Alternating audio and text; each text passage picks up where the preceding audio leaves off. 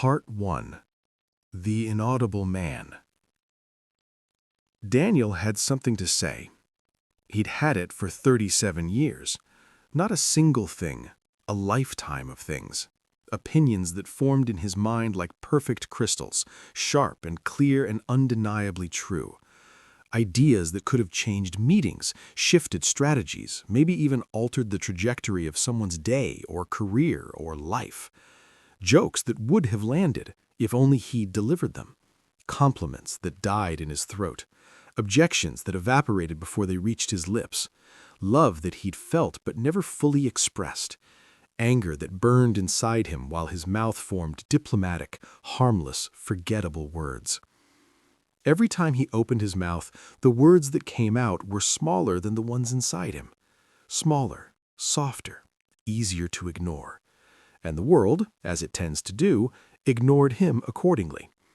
Not because the world is cruel, not because people are malicious, but because the world is busy. The world is overwhelmed with information, with noise, with 1,000 voices all competing for a sliver of attention. And the world has learned, through brutal efficiency, that it doesn't need to listen to the quiet ones.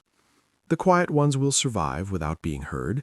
The quiet ones will keep showing up, keep doing good work, keep being agreeable.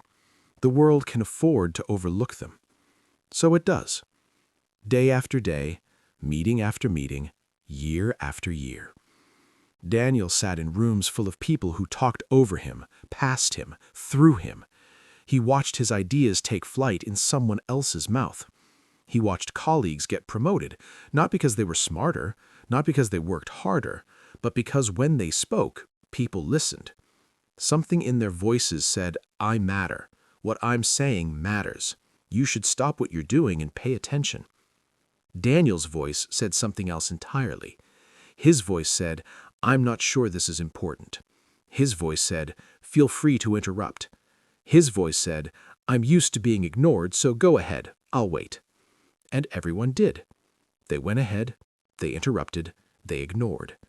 And Daniel sat there, invisible, with 37 years of unsaid things pressing against the inside of his ribs like a prisoner trying to escape.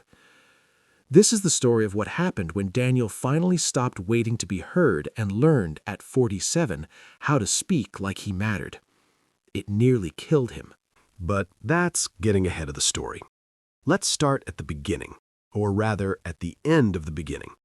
Let's start on a Tuesday morning in a glass-walled boardroom on the 17th floor with a presentation that changed nothing and everything all at once. The boardroom smelled like marker ink and someone's expensive cologne. Daniel stood at the front, remote clicker in his sweating palm, facing 14 people who held his professional future in their casual attention. His shirt was damp under the arms. His mouth was dry. His heart beat so hard he could feel it in his temples, in his throat, in places a heart has no business being felt. But the content was good. The content was brilliant. Daniel had spent 3 weeks on this presentation, 3 weeks of late nights and early mornings, 3 weeks of data analysis, market research, competitive intelligence. He knew the numbers backward. He knew the projections inside out. He knew exactly how this strategy would save the company 17% in operational costs while increasing market share in the Southeast region. He clicked to the first slide. "Good morning," he said. His voice cracked on the second syllable. He cleared his throat. Someone in the back shifted in their chair. Daniel felt the shift like a physical weight.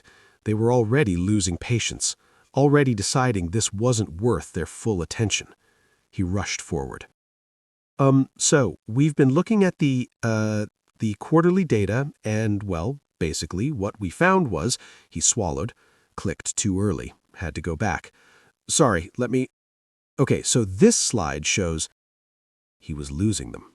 He could see it in their eyes. The glaze, the polite nods that meant, "Hurry up," not, "I agree." The way some people had started looking at their phones, their laptops, anywhere but at him.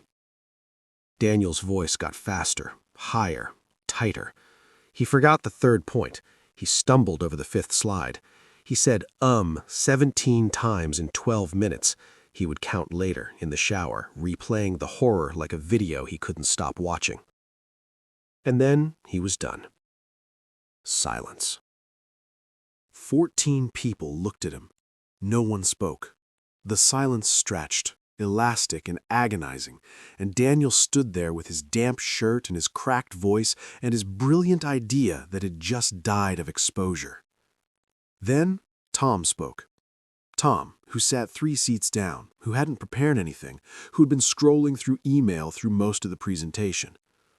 "So, what I'm hearing," Tom said, leaning forward, making eye contact with the room, "is that we have an opportunity to restructure our Southeast operations in a way that could generate significant savings while actually increasing our presence there. That's actually a really smart insight." Tom repeated Daniel's idea, louder, slower, with eye contact, and the room responded. "Yes, exactly," said the VP of Operations. "That's the kind of thinking we need," said the regional director. "Tom, great job pulling this together." Tom smiled, nodded, accepted the praise like it was his due. Didn't look at Daniel. Didn't acknowledge that every word he'd just said had come out of Daniel's mouth 3 minutes earlier, just smaller, just quieter, just easier to ignore. The meeting ended. People filed out, some nodding at Tom, some clapping him on the shoulder. Daniel gathered his notes, his clicker, his invisible self, and walked back to his cubicle. No one stopped him. No one said, "Hey, that was your idea, right?" No one said anything, because Daniel hadn't said anything worth remembering. He'd made sounds, he'd produced words, but he hadn't spoken. And the difference, he was learning, was everything. That night, Daniel couldn't sleep. He lay in bed at 2:47 a.m., staring at the ceiling, replaying the presentation for the 100th time. But somewhere around replay 73, his mind drifted backward, not to the boardroom, not to Tom's theft, to a different room entirely, a smaller room, a room that smelled like pot roast and his mother's perfume and his father's bourbon. The dinner table. He was 8 years old. His legs dangled from the chair because they didn't quite reach the floor yet. His father sat at the head of the table. The father was always at the head. That was the rule. Holding court about something. Politics, work, the neighbors. It didn't matter what. What mattered was that his father's voice filled the room the way his body filled the chair, taking up space, demanding attention, leaving no room for anything else. Daniel had something to say. He was 8. He didn't know it was a bad idea. He just knew he'd learned something at school that day, something about volcanoes, about how they erupted, about Pompeii, and he wanted to share it. He wanted his father to look at him the way he looked at the television during the news, with attention, with respect, with the belief that what was being said mattered. "Dad?" Daniel said. His father kept talking. "Dad, did you know that when Vesuvius erupted?" "Not now, Daniel." His father didn't even look at him. The words came out automatic, dismissive, like swatting a fly. "The adults are talking." Daniel's mother gave him a sympathetic look. The look said, "Try later." The look said, "That's just how he is."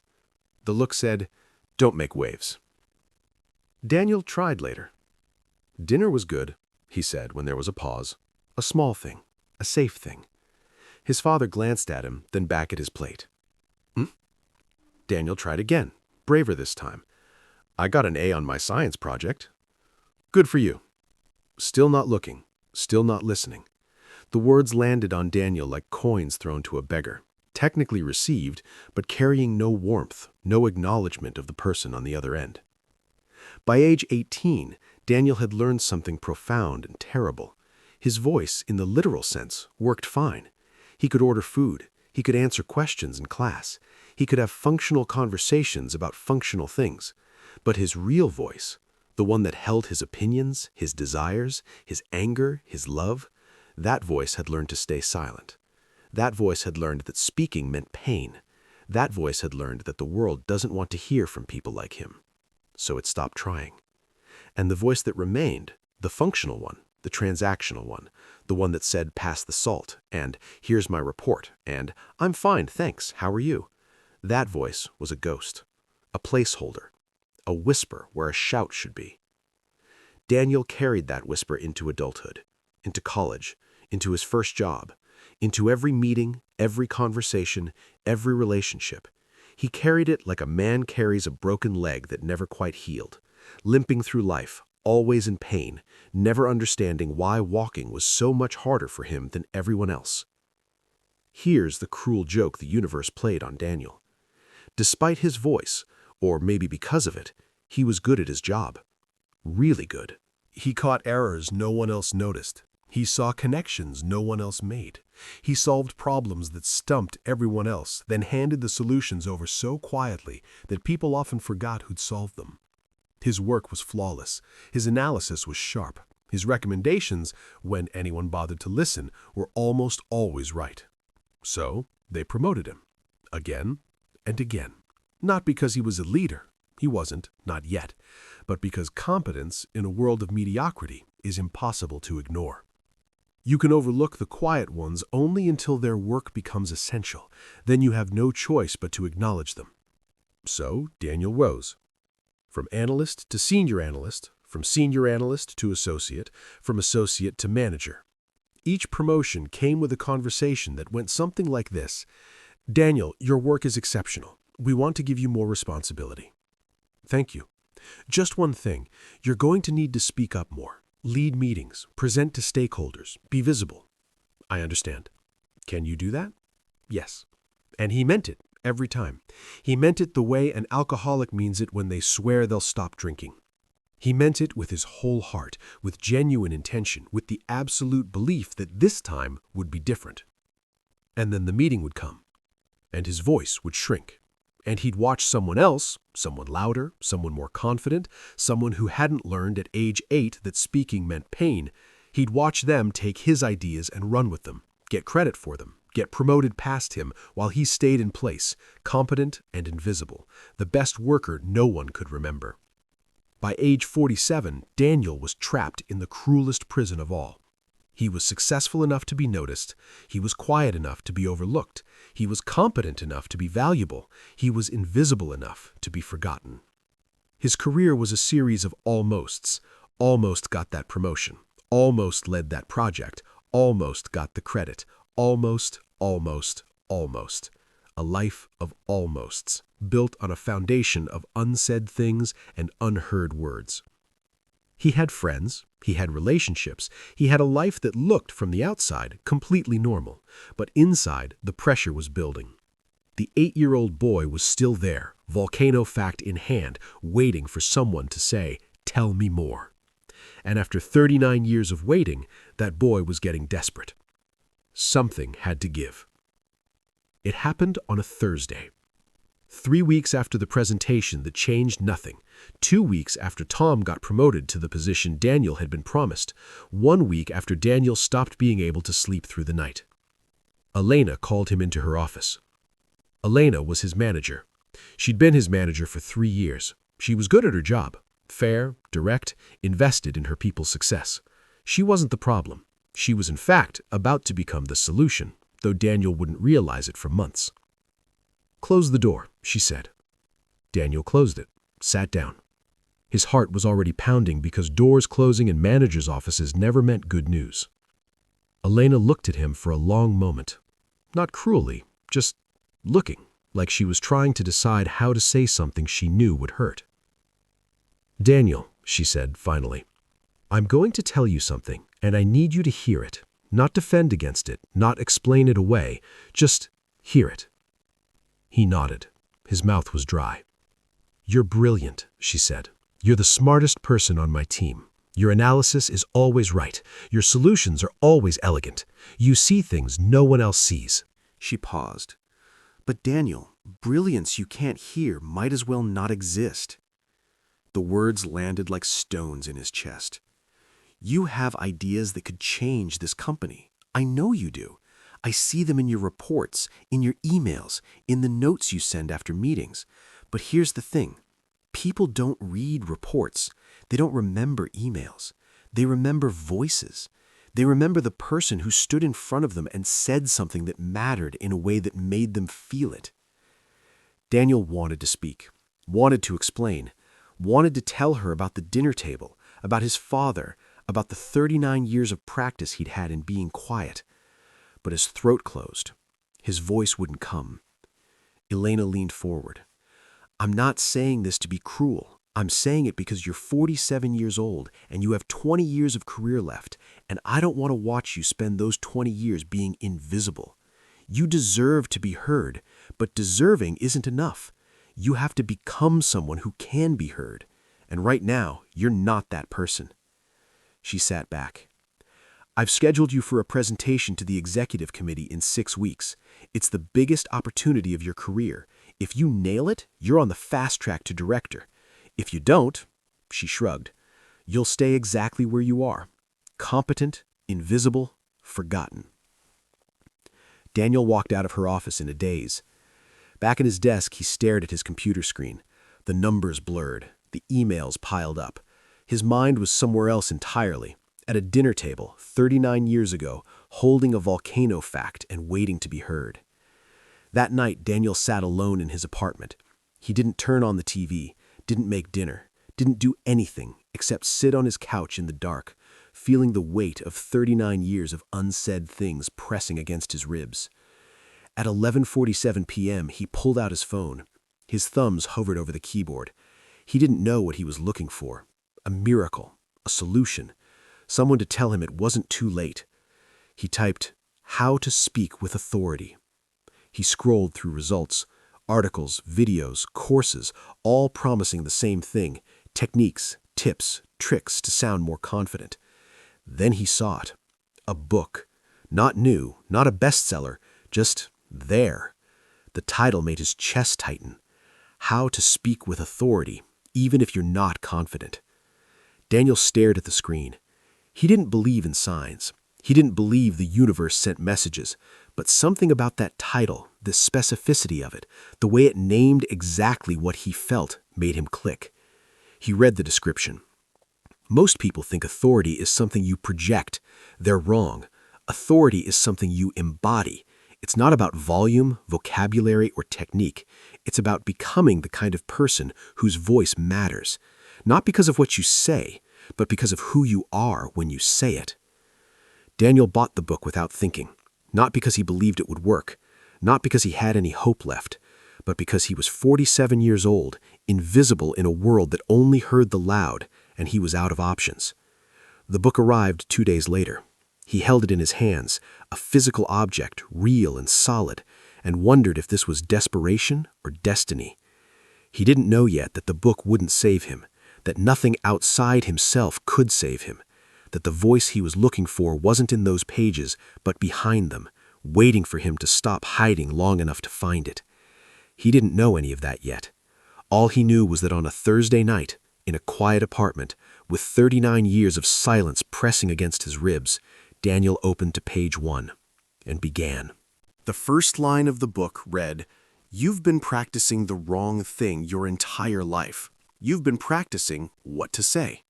But authority isn't in the words. It's in the space behind the words, the place you speak from." Daniel read it 3 times. Then he read it again.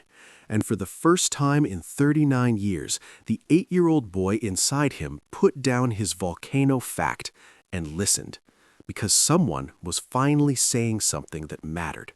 Someone was finally telling him the truth. His voice wasn't broken. It was just buried. And buried things, it turns out, can be dug up. Part 2. The Voice Before the Voice. The book arrived on a Saturday. Daniel had ordered it at 11:47 on Thursday night, in that desperate hour when sleep feels impossible and solutions feel necessary and judgment feels optional. 2 days later, there it was, a thin paperback with an unassuming cover, sitting in his mailbox like it had been waiting for him. He carried it upstairs, made coffee, sat on his couch, and for a long moment he just looked at it. The title again, How to Speak with Authority, Even If You're Not Confident.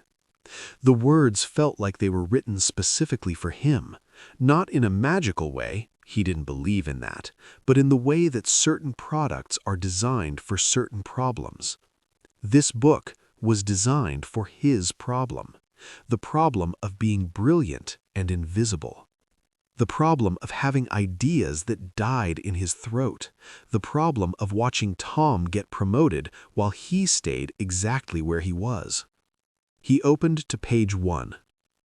Chapter 1. The Voice Before the Voice. The first line hit him like a physical sensation, a tightening in his chest, then a release.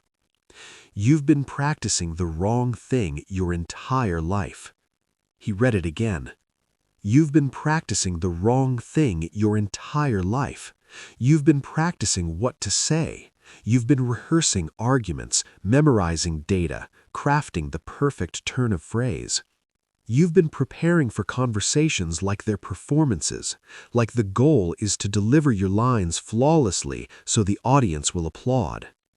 But authority isn't in the words. It's in the space behind the words, the place you speak from. Two people can say the exact same sentence. One will be remembered, one will be forgotten. The difference isn't vocabulary, volume, or vocal technique. The difference is source. One speaks from their head, performing confidence they don't feel. The other speaks from somewhere deeper, a place that doesn't need to perform because it already knows it exists. This book isn't about giving you better words, it's about giving you a different place to speak from. Daniel put the book down.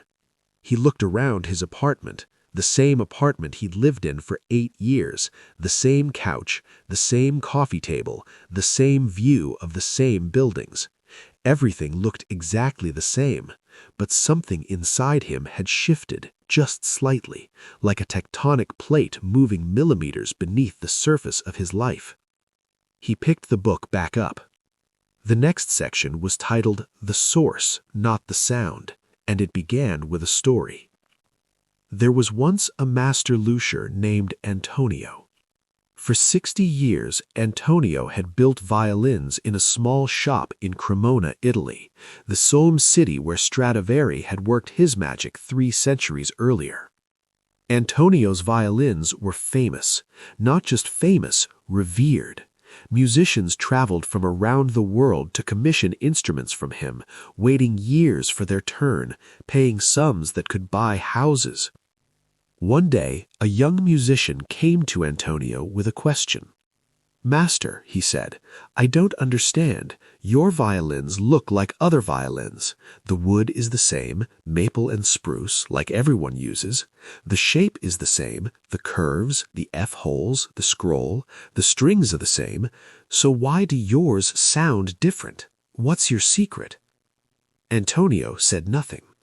He walked to his workbench and picked up 2 violins. They were identical in every visible way, same wood grain, same varnish, same proportions. He held them up for the young man to see. These 2 violins, Antonio said, were made in the same year, from the same tree, with the same tools, by the same hands, my hands. He handed him one. "Play this one." The young man raised the violin to his chin, drew the bow across the strings, and played a simple scale. The notes were correct, the tone was pleasant, it sounded like a violin, a good violin even, nothing more, nothing less. Antonio took it back and handed him the second. "Now play this one." The young man played the same scale, the same notes, the same bow stroke, but this time something was different. The sound that came out of the second violin wasn't just pleasant, it was alive. It had depth, it had warmth, it had a quality that made the young man's eyes widen, made him want to keep playing, made him understand why people wept when they heard certain instruments. He lowered the bow. "Maestro," he whispered, "what's the difference? They look exactly the same." Antonio took both violins and held them up again. "This one," he said, pointing to the first, "was carved by someone who believed he was making a violin. Every cut, every curve, every detail was executed with skill and precision, but the intention was simply to create an object, a thing that would look like a violin and function like a violin. He pointed to the second. This one was carved by someone who believed he was freeing the music trapped inside the wood. Every cut was a question. What wants to be released here? Every curve was a discovery. This is where the sound wants to live. Same hands, same tools, same wood, different source. He set both violins down. The first violin makes sound. The second violin sings. And that, young man, is the difference between technique and authority. Technique produces correct sound.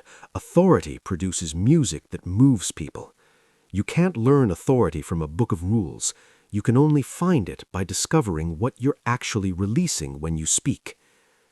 Daniel stared at the page.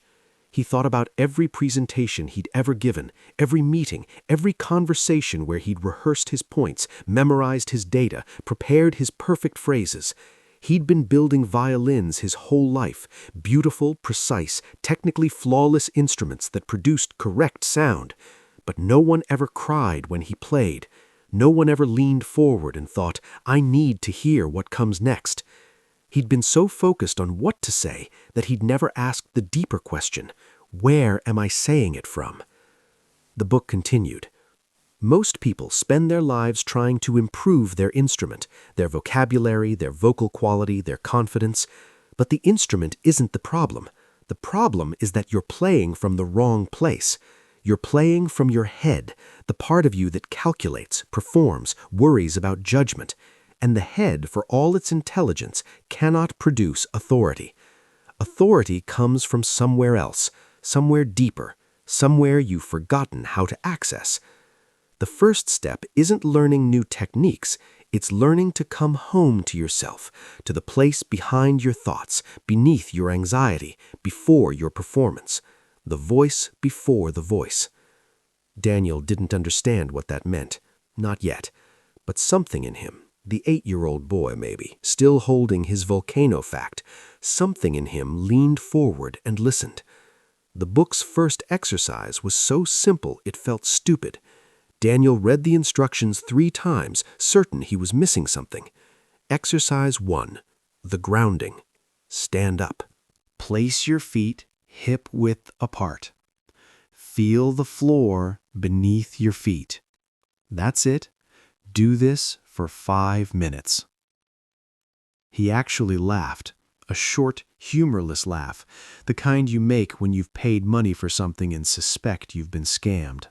5 minutes of standing and feeling the floor? This was supposed to transform his voice? This was supposed to help him speak with authority? But it was Saturday. He had nowhere to be, and desperation, as it turns out, is a powerful motivator. Daniel stood up from his couch. He placed his feet hip-width apart, and he tried to feel the floor. For the first 30 seconds, his mind raced. This is ridiculous. I'm wasting time. I should be preparing for the executive committee presentation. I should be researching techniques. I should be... He noticed his thoughts. The book had said something about that too. Your mind will tell you this is pointless. Your mind will offer 1,000 better things to do. Your mind is not your friend in this practice. Your mind is the thing that's been keeping you stuck for 39 years. Let it talk. Don't listen. So Daniel let his mind talk. This is stupid. You're standing in your apartment like an idiot. Elena is going to fire you. Tom is going to get promoted again. You're going to be invisible forever. The thoughts came like waves, endless, repetitive, convincing. And Daniel kept standing. He kept his feet on the floor. And somewhere around the 2-minute mark, something shifted. He noticed his breath. Not because he was trying to control it, but because suddenly he could feel it. The rise and fall of his chest, the air moving in and out, the simple fact of being alive and breathing. His shoulders, which had been somewhere up near his ears, dropped about an inch. His jaw, which he hadn't realized was clenched, relaxed slightly. His hands, which had been fisted at his sides, opened. And for the first time all day, maybe for the first time in years, Daniel stopped thinking about the past and stopped worrying about the future. He wasn't replaying Tom's promotion. He wasn't rehearsing what he should have said in that meeting. He wasn't imagining the executive committee staring at him with judgment in their eyes. He was just here, standing in his apartment, feet on the floor, breathing. At 5 minutes, he opened his eyes. He hadn't realized they were closed. He felt different. Not dramatically different. No lightning bolts, no sudden enlightenment, but subtly different. Lighter, more present. Like he'd been carrying a weight he didn't know he was carrying, and for 5 minutes he'd put it down. The book had said, "This is the foundation, not because standing is magic, but because authority requires presence, and presence requires being here, really here, not lost in thoughts about yesterday or tomorrow." Most people spend their entire lives somewhere else. Then they wonder why no one listens when they speak. No one listens because you're not really there to be heard. Daniel did the practice again the next morning, and the next, and the next. Each time the same thing happened. His mind protested, his body relaxed. For a few minutes he existed in a way he hadn't existed since childhood, fully in himself, fully in the moment, fully here. He didn't understand how this connected to speaking with authority. But something in him, the 8-year-old boy maybe, started to trust that it did. The book didn't just offer practices, it offered explanations. And on day 4 of his grounding practice, Daniel read a section that changed how he understood everything. The neuroscience of presence. When you're anxious, your body activates the sympathetic nervous system, fight or flight. Your heart rate increases, your breath becomes shallow, your muscles tense, and your vocal cords, those tiny bands of muscle that produce your voice, they tighten too. When they tighten, your pitch drops. Your voice becomes higher and smaller than you intend. Your body is literally preparing to flee from a tiger, not to speak with authority in a boardroom. But here's what most people don't know. Your body has another system. The vagus nerve, a massive bundle of nerves running from your brainstem through your chest and abdomen, is the central highway of your parasympathetic nervous system. When the vagus nerve is activated, it sends a signal to your entire body. You're safe. You can relax. You don't need to fight or flee. And when your body feels safe, everything changes. Your heart rate slows, your breath deepens, your muscles release. And your vocal cords, those tiny bands of muscle that produce your voice, they relax too. When they relax, your pitch drops. Your voice becomes fuller, richer, more resonant. You speak slower because you're not racing to escape. You pause because you're not afraid of silence. This is not performance, this is physiology. Authority isn't something you project, it's something your body permits when it feels safe enough to be fully present. Daniel read this section 3 times.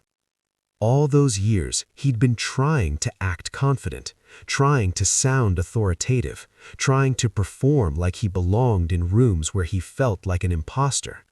But his body had been screaming danger the entire time. His vocal cords had been tightened by fear. His breath had been shallow from anxiety. His voice had been high and fast because his nervous system was preparing to run. And all the techniques in the world, all the vocal exercises, all the power poses, all the memorized opening lines, none of it could override the fundamental signal his body was sending. I am not safe here.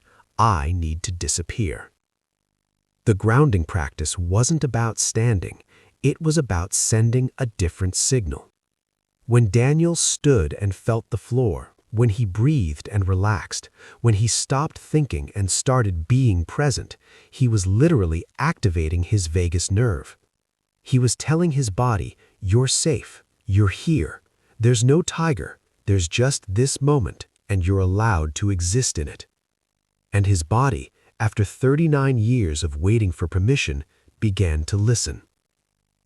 Monday morning. Daniel walked to the coffee shop on the corner, the one he'd visited every weekday for 7 years. The same baristas, the same order, the same transaction repeated thousands of times, always the same. Black coffee, medium. Thanks. Have a good day. But this Monday was different.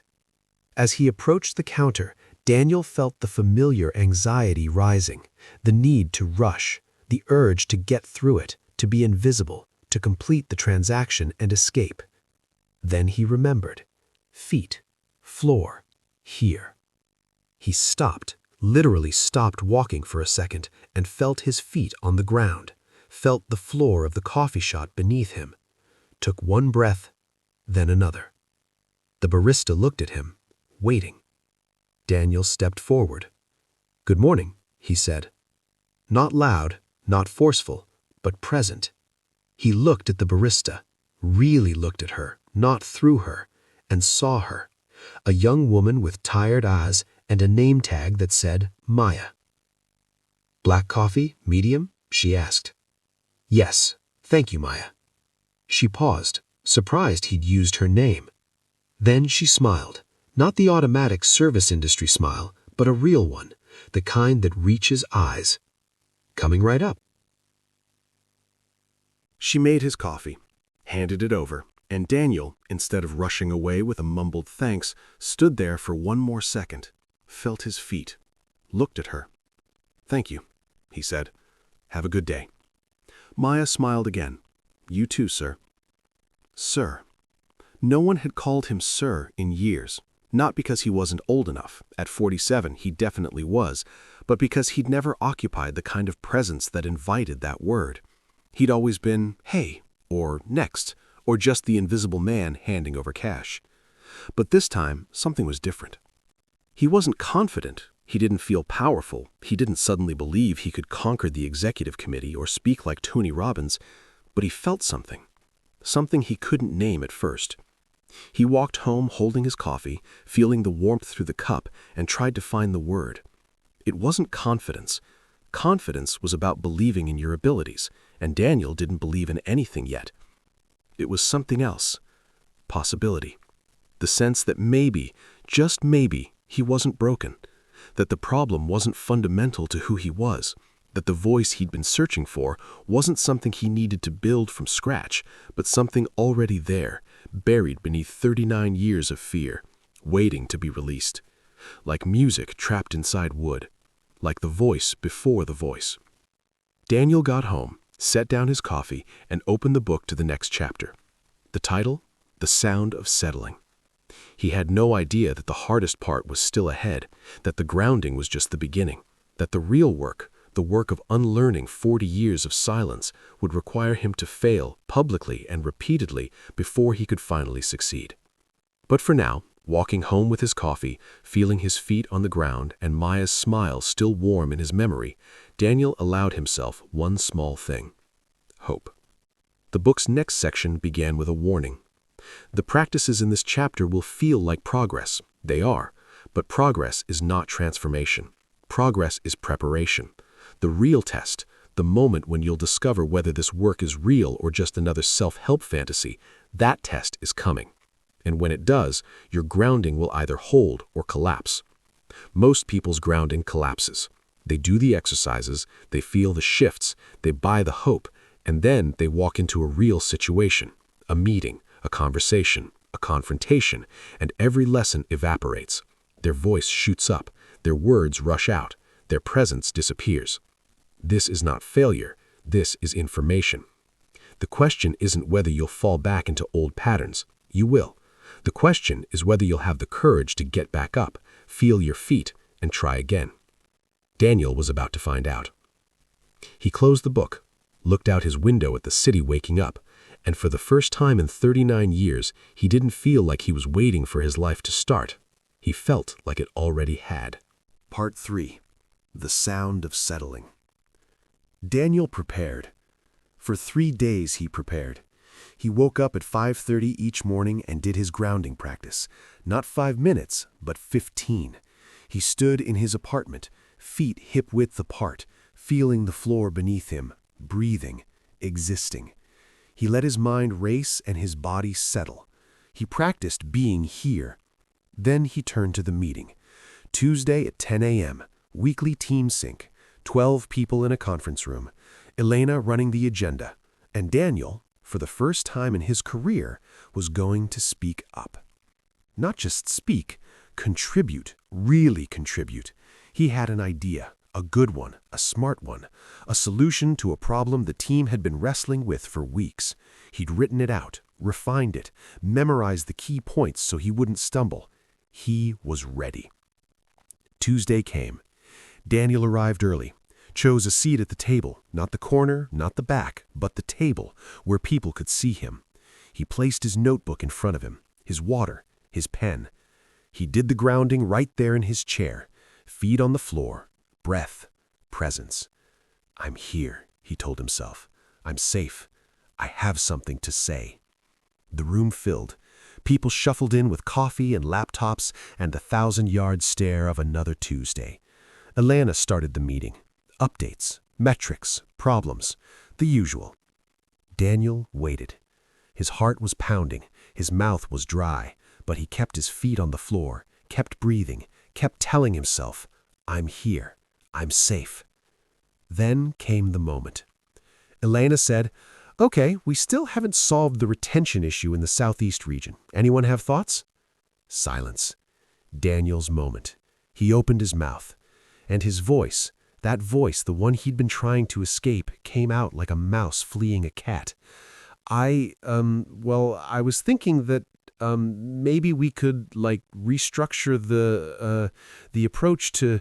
He swallowed. His throat was closing. His pitch had risen so high he barely recognized himself.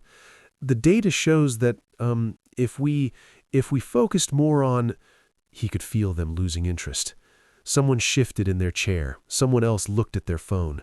The words were leaving his mouth, but they were landing nowhere, falling to the floor like paper airplanes with no one to catch them. Basically, he said, rushing now, desperate to finish, we could try something different with the southeast region. That's all. Just a thought. Silence. Then Tom, of course Tom, said, Interesting. So you're saying we should pivot our approach there? Daniel nodded. Yeah, exactly. Tom turned to Elena. I've actually been thinking about that too. The current model isn't working. We need to get more aggressive in that market. And just like that, the conversation moved on. Tom's idea now. Tom's insight. Tom leading the discussion while Daniel sat there, invisible. His heart still pounding, his voice still somewhere up in his throat where no one could reach it. The meeting ended. People filed out. No one looked at Daniel. No one said, hey, that was a good point. No one said anything. Because Daniel hadn't made a point. He'd made sounds. He'd produced words. But he hadn't spoken. Not really. Not in a way that landed. Not in a way that mattered. He gathered his notebook, his pen, his water, and he walked back to his cubicle through the same hallways he'd walked for 7 years, feeling exactly the same as he'd always felt. Invisible. That night, Daniel sat on his couch with the book open in his lap. He didn't cry. He was too empty for tears. He just sat there, replaying the meeting for the 100th time, dissecting every every every moment where his voice had betrayed him. I did the grounding, he thought. I prepared. I rehearsed. I had something real to say. Why did it fail? Why does it always fail? He looked down at the book. It was open to a chapter he hadn't read yet. Why technique fails without embodiment. The first line read, You can't build authority on top of self-doubt any more than you can build a cathedral on sand. Daniel kept reading. Most people make the same mistake. They find a practice that works, grounding, breathing, whatever, and they do it before they speak. They stand in the hallway, feet on the floor, present and calm. Then they walk into the room, open their mouths, and every practice evaporates. Why? because they treated grounding as something to do before speaking, not something to be while speaking. They left themselves at the door. They handed their presence over to the situation. And when they opened their mouths, it wasn't the grounded self who spoke. It was the old self, the frightened self, the performing self, the self who spent 40 years learning to disappear. The grounding isn't a warm-up, it's a home, and you can't visit home and then leave. You have to learn to live there, even when you're scared, even when people are watching, even when your voice wants to run. You left yourself the moment you opened your mouth. The question isn't why you failed. The question is, will you come back? Daniel read the passage 3 times. Then he closed his eyes and felt his feet on the floor, right there, on his apartment floor, in the safety of his own space. I left myself, he thought. I was there, and then I wasn't. I handed myself over to the fear. He opened his eyes. The book had more. This is not failure. This is information. Your practice didn't fail. You just discovered how deeply the old patterns are embedded. They're not going to disappear because you stood in your apartment for 15 minutes. They're going to take time. They're going to take repetition. They're going to take failing and coming back, over and over, until one day, without warning, you fail to fail. That day is coming, but it's not here yet. Keep going. Daniel took a breath, then another, and for the first time all day, the tightness in his chest began to ease. The next section of the book told a story. In a small village, centuries ago, the people decided to build a fountain. Not just any fountain, a magnificent fountain, the kind that would draw visitors from surrounding towns, the kind that would make their village famous. They hired the best stonemasons. They imported marble from distant quarries. They spent years carving intricate figures, dolphins and nymphs and gods of the sea. Finally, the fountain was complete. It was beautiful, truly beautiful, the most beautiful thing anyone in the village had ever seen. They gathered in the town square for the grand unveiling. The mayor gave a speech. Children threw flowers. Everyone cheered. Then they turned on the water. Nothing happened. They checked the pipes. Clear. They checked the basin. Clean. They checked the connections. Secure. Still nothing. Days passed. Experts were called. The fountain was examined from every angle. The stonework was perfect. The carving was flawless. The design was inspired. But no water flowed. Finally, an old woman who'd lived in the village her entire life approached the mayor. "You forgot something," she said. The mayor, frustrated and exhausted, snapped, "We forgot nothing. We've checked everything." The old woman shook her head. "You forgot to connect it to the source. The fountain is beautiful, but beauty without source is just decoration. You built something that looks like a fountain, but will never be one, because a fountain isn't defined by its shape. It's defined by the water that moves through it." The mayor stared at her, then at the fountain, then back at her. The source. "The spring," she said, 3 miles outside town, the one that's been feeding this village for 1,000 years. You built a fountain without connecting it to the water. You were so focused on making it beautiful that you forgot what makes a fountain actually function." Daniel put the book down. He understood. His preparation, the rehearsals, the memorized points, the carefully crafted phrases, it was beautiful. It was perfect. It was a fountain carved from the finest marble, but it wasn't connected to the source. The source wasn't his preparation. The source wasn't his ideas. The source was him, the real him, the one who existed beneath the fear, beneath the performance, beneath the 40 years of learned invisibility. When he spoke in that meeting, he'd been performing from his head, the beautiful fountain, all carved and ready, but he hadn't been connected to himself. He'd left his body the moment he opened his mouth. He'd abandoned the source. And a fountain without source is just dead stone. The book continued. "Your voice works the same way. You can prepare endlessly. You can memorize every point. You can craft the perfect opening line. But if you're not connected to yourself when you speak, if you've abandoned your body, your breath, your presence, then you're just a beautiful fountain with no water. People will admire your preparation. They might even nod along, but they won't be moved. They won't remember. They won't act. Because water doesn't come from technique. Water comes from source. And source is you, fully you, present you, the you that exists beneath the fear. The question isn't whether your fountain is beautiful. The question is, are you connected to the water? Daniel sat in his apartment, alone, and for the first time in his life, he asked himself a question he'd never thought to ask. Who am I when I'm not performing? He didn't have an answer. Not yet. But for the first time, he understood that the question existed. The book's next exercise was different. Not about grounding. He had that now. Not about presence. He was learning that. This was about bridging, connecting the grounded self to the speaking self, so he didn't leave himself at the door. Exercise 2, the anchor word. 1. Choose one word. Not a word about how you want to sound, a word about how you want to feel. This word will be your anchor, your reminder, your way home when fear tries to pull you away from yourself. 2. Sit with the word. Feel it in your body. Not as a concept, as a sensation. Where does solid live in your chest? Where does calm resonate in your belly? Where does present touch your skin? 3. Practice speaking while holding the feeling. Say one sentence, any sentence, while keeping the word sensation alive in your body. Don't worry about how you sound. Worry only about whether you stay connected to the feeling while you speak. 4. Repeat.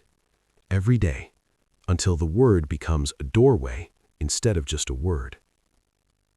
Daniel considered his word. He didn't want to sound confident. He tried that, performing confidence he didn't feel, and it always collapsed. He didn't want to sound powerful. Power felt like something he'd have to fake. He wanted to feel solid. Like he wouldn't crumble when someone looked at him. Like he had weight, presence, something that couldn't be blown away. Like he was made of something that held. Solid. He closed his eyes, felt his feet on the floor, breathed, and then he brought the word into his body. Solid. He felt it first in his feet, the connection to the ground, the sense of being held by the earth. Solid. He felt it move up into his calves, his thighs, his hips, the sense of being stable, unmovable, there. Solid. Into his chest, his heart pounding as always, but surrounded now by something that felt like, not armor exactly, more like density, like there was more of him here than there used to be. Solid. He opened his mouth and spoke. My name is Daniel. The words came out lower than usual, slower. Not because he was forcing them, but because the feeling in his body had changed the way sound moved through him. He said it again. My name is Daniel. Still there, still connected, still solid. He practiced for 5 minutes, simple sentences. The sky is blue. It's Tuesday morning. I am learning to speak. Each time he checked, was he still connected to the feeling? Was he still in his body, or had he floated up into his head? Most of the time, he stayed connected. Day 2 was harder. His mind rebelled. This is stupid. This isn't helping. You failed in that meeting, and this word isn't going to fix it. But he kept going, felt the word, spoke the sentence, came back. Day 3, something shifted. He didn't notice it happening. There was no moment of enlightenment, no sudden breakthrough. But when he said solid and then spoke, the words felt different. Not louder, not more confident, but attached, like they were coming from somewhere instead of floating in from nowhere. Day 4, he tried something new. Instead of saying the word silently and then speaking, he held the feeling while he spoke, the whole time, from first word to last. It was harder. His attention kept drifting, but when he managed it, something remarkable happened. His voice dropped. Not dramatically, maybe half a tone, but noticeably. His words slowed. Pauses appeared between sentences. He wasn't rushing to fill space. He was just speaking from a place, connected. He recorded himself on his phone and played it back. It didn't sound like someone else. It sounded like him, but a version of him he'd never met. A version who wasn't apologizing for existing. A version who wasn't performing confidence or hiding fear. A version who was just there. Daniel listened to the recording 3 times. Then he closed his eyes and felt the word again. Solid. He didn't know if this would work in a real meeting. He didn't know if he'd leave himself at the door again when the fear came. He didn't know anything except this. For the first time in his life, he'd heard his own voice, really heard it, and it hadn't made him want to disappear. It had made him want to speak. The book had one more thing to say before the next chapter. The anchor word is not magic. It's training wheels. It's a way to teach your nervous system that you can stay connected to yourself even while you speak. Eventually, you won't need the word. Eventually, the feeling will be there whether you name it or not. But that day is not today. Today, you practice. You fail. You come back. You say the word, feel the feeling, speak the sentence. Again and again until the connection becomes stronger than the fear. The question isn't whether you'll ever leave yourself again. You will. The question is whether you'll know how to come back. Now you do. Daniel closed the book, looked out his window at the city lights, and for the first time since the meeting, he didn't feel like a failure. He felt like someone learning. And learning, he was beginning to understand, was not the same as failing. It was the opposite. Part 4. The Architecture of Silence. Something shifted in Daniel after the team meeting failure. Not his voice, that was still unpredictable, still prone to betrayal. Not his confidence, that was still a distant country he'd heard rumors about but never visited. What shifted was his attention. He started noticing things he'd never noticed before, not in a deliberate, analytical way, more like a radio that had suddenly tuned to a frequency that had always been there, broadcasting silently, waiting to be heard. He noticed it first with Elena. In their one-on-one meetings, Elena would ask a question, and then she would wait. Not the kind of waiting that felt like impatience, not tapping fingers, not glancing at her watch, just waiting, present, comfortable, like she had nowhere else to be and nothing more important than whatever Daniel might say next. The silence stretched. 5 seconds, 10. Daniel, uncomfortable, would rush to fill it. He'd say something, anything, just to end the quiet. But Elena never rushed. And when she finally spoke, her words landed differently. They had weight. They had space around them. They felt true in a way that Daniel's rushed, silence-filling words never did. He started watching other people, too. The CEO giving a quarterly address. He'd make a point, then pause. Not a short pause, not a dramatic pause, but a real pause. 3 full seconds where he just looked at the room, letting the words settle into people's minds. In those silences, no one moved. No one checked their phone. Everyone was waiting because the pause itself had become part of the message. A lawyer on a television interview. When the interviewer asked a difficult question, the lawyer didn't answer immediately. She sat back slightly, let the question hang, took a breath, then spoke. And when she spoke, she sounded like the final word on the subject, not because she was louder or smarter, but because the silence before her answer had already declared her authority. Daniel's colleague, Priya, in a team meeting. She was quiet like him, soft-spoken, easy to overlook, but when she did speak, she paused before her important points. A beat of silence, then the words. And somehow that tiny pause made people lean forward, made them want to hear what came next. Daniel started noticing the opposite too. People who never paused, who filled every silence with and like and you know, who spoke in endless streams of words that washed over you and left nothing behind. An hour after talking to them, you couldn't remember a single thing they said. Their words were present, but never presented, just noise without architecture. He thought about his own speaking. A lifetime of rushing, a lifetime of filling gaps, a lifetime of treating silence like an enemy to be defeated rather than a tool to be used. What if he'd had it backwards his entire life? What if silence wasn't the problem, it was the solution? That night, Daniel opened the book to the next chapter. The title, The Architecture of Silence.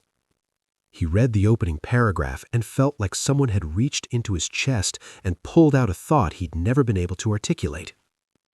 Most people speak like they're fleeing a burning building. Words rush out in a panic, tumbling over each other, desperate to escape before the ceiling collapses. They speak fast because silence terrifies them. They fill every gap because gaps feel like failure, like they've dropped the ball, like they've revealed they have nothing to say. But the truth is, a person who can't tolerate silence has no authority. Because authority isn't in the words, it's in the space around the words. The silence before you speak says, what I'm about to say matters. The silence after you speak says, let that land. The silence between thoughts says, I'm comfortable enough with myself to let you think too. Without silence, your words are just noise. They pass through people's ears and leave no trace. But with silence, strategic, intentional silence, your words become architecture. They become structures people can inhabit. They become memorable because they had room to breathe. The pause is not empty. The pause is where meaning lives. Daniel read it again. Then he thought about every conversation he'd ever had, every presentation, every meeting. He'd been so focused on the words, getting them right, saying them clearly, making sure he didn't forget anything, that he'd never considered the space between them. His words had been a solid wall of sound. No windows, no doors, no places to rest. No wonder no one remembered what he said. You can't live in a wall. The book told another story. There was once a young musician who had the opportunity of a lifetime, a private lesson with the most famous conductor in the world. The conductor was old, 87, and had been leading orchestras for 60 years. He'd worked with the greatest musicians of the 20th century. He'd recorded definitive versions of the most important symphonies ever written. The young musician arrived early, nervous, clutching his instrument. He'd prepared a piece, a difficult piece, one he'd been practicing for months. He wanted to impress the master. The conductor listened, said nothing, nodded for him to continue. When the young man finished, he lowered his instrument and waited for feedback, for praise, for the wisdom of 60 years. The conductor was quiet for a long moment. Then he asked a question. What's the most important thing I do? The young man was confused. I'm sorry? When I conduct an orchestra, the old man said, what's the most important thing I do? Is it giving the downbeat, cueing the strings, shaping the dynamics? The young man considered. I don't know. All of it? The conductor shook his head. The most important thing I do is shape the silence between the notes. The young man stared at him. The notes are easy, the conductor continued. Any competent musician can play the right notes at the right time. The notes are just information. But the silence, that's where the music lives. That's where the emotion lives. That's where the audience lives, in the spaces between sounds, where they have room to feel something. My job isn't to make sure the notes happen. My job is to make sure the silence is deep enough, long enough, rich enough for the notes to matter. A piece of music with no rests is just noise.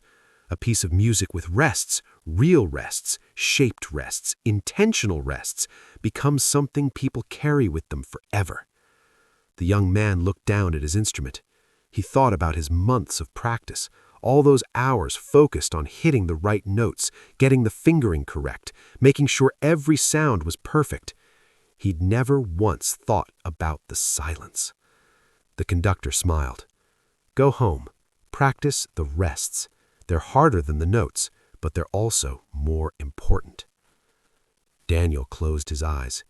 He thought about his own life, all those years of focusing on the notes, the right words, the perfect phrases, the flawless delivery.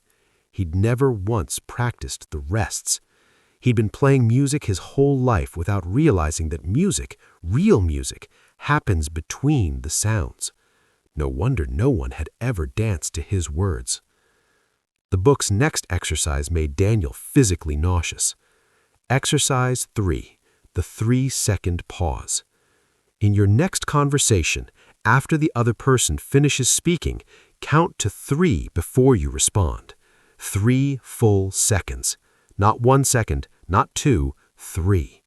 Do not fill the silence. Do not apologize for it. Do not rush to speak just because the quiet feels uncomfortable. Just count. 1, 2, 3. Then respond. This will be one of the hardest things you've ever done.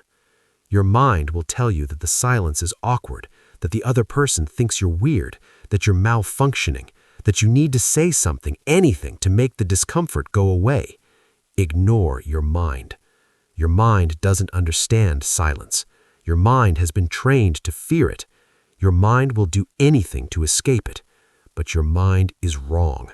The silence is not dangerous. The silence is where connection happens. The silence is where you actually hear what the other person said. The silence is where you find your real response instead of your automatic one. 3 seconds. Try it. Daniel decided to start small. A cashier. Low stakes. Someone he'd never see again. He stood in line at the grocery store, heart pounding like he was about to give a keynote speech. When he reached the counter, the cashier, a young woman with tired eyes and deficient hands, scanned his items and said, "That'll be $23.47. Daniel paid. She handed him the receipt. "Have a good one." Normal response. "You too." Fast, automatic, forgettable.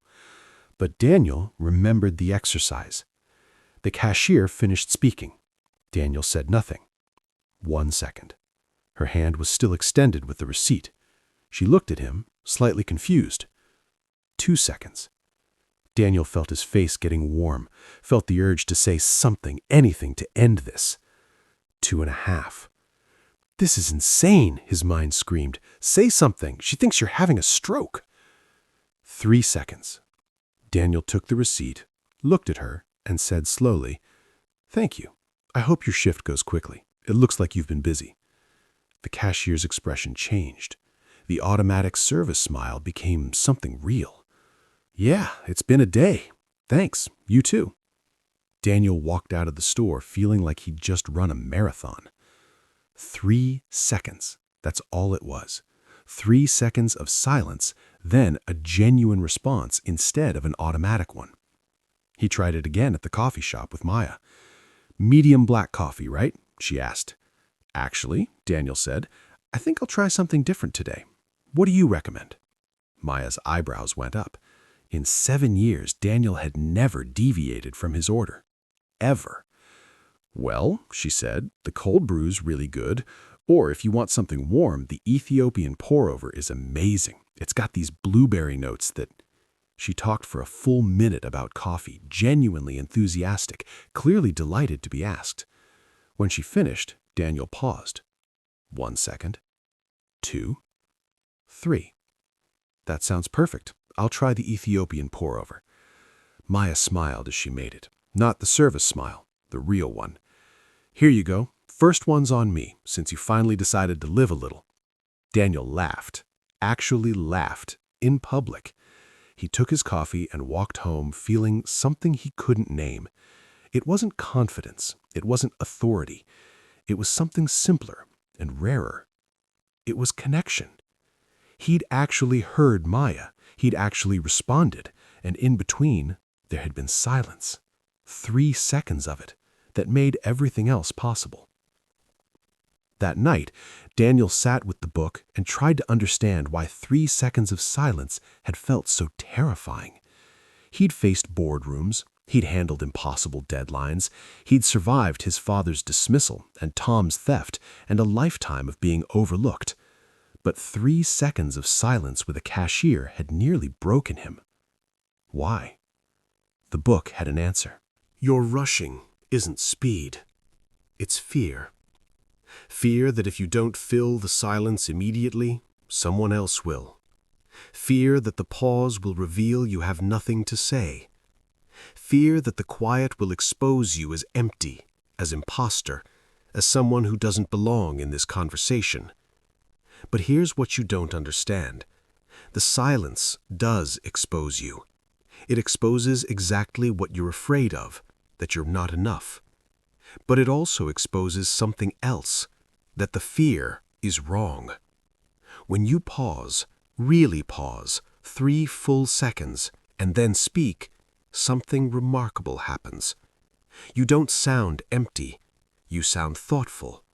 You don't sound like you have nothing to say. You sound like you're choosing your words carefully because what you have to say matters. The silence doesn't reveal emptiness. It reveals presence. And presence, not speed, is what authority sounds like. Daniel read it until he understood. His whole life he'd been running from silence because silence felt like judgment, like exposure, like the moment when everyone would finally see that he didn't belong. But the people who spoke with authority, Elena, the CEO, the lawyer, they didn't run from silence, they used it. They let it do the work that words couldn't do. Silence said, "I'm not afraid of this moment." Silence said, "What I'm about to say is worth waiting for." Silence said, "I'm comfortable in my own skin, even when no one is speaking." And when you spoke after that kind of silence, your words landed differently. They had context, they had weight, they had the full force of your presence behind them. Daniel thought about his father's dinner table. All those years of being interrupted, dismissed, talked over. He'd learned that silence meant weakness, that if he didn't speak immediately, the space would be taken, that his voice only existed in the gaps between louder voices. But that was survival, not authority. Survival is grabbing whatever space you can. Authority is creating space and then choosing when to fill it. He looked at his reflection in the dark window. "I have something to say," he said aloud. Then he paused. 1 second, 2, 3, and I'm going to say it. The words hung in the silence. They felt different than his usual practice sentences. They felt true. Because for the first time, he wasn't just saying words. He was speaking from the silence. And the silence, it turned out, was where he'd been hiding all along, not because he was empty, but because he was full. Full of unsaid things, full of unheard words, full of a voice that had been waiting for 47 years for enough silence to finally be heard. The book had one more thing to say before the next chapter. You will be tempted to use silence as a technique, to insert pauses because the book told you to count 3 seconds mechanically like following a recipe. Don't. Silence isn't a technique. It's a way of being.